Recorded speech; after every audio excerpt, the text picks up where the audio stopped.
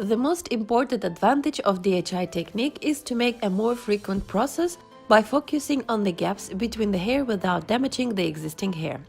According to the classical techniques, the healing process is faster and the patient can return to his normal life much more faster. Before hair transplantation, the HAİR technique helps to make an analysis of hair roots with 1005X camera. During this process, the analysis of your hair follicles is done and the structure of your hair is analyzed. During this examination, the suitability of your donor structure and the number of grafts that can be added are determined. Preferably, your hair should be cut to a certain length and your hairline should be determined by laser. This process is very important for the naturalness of the hair transplantation process. It's important for the hair being transplanted to be natural and not to be artificial.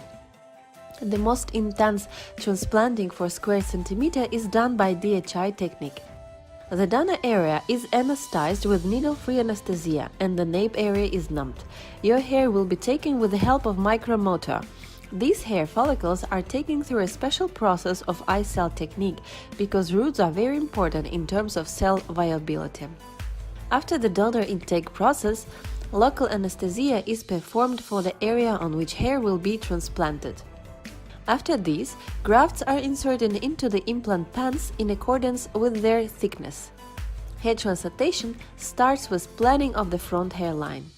By using lateral slit method, hair follicles are transplanted according to the hair structure of the patient in order to get the most natural results. After this step, hair transplantation finishes. Since there is no channel opening process in the HAİR technique, the crossing period is much lower than in the classical technique and the healing process is very fast.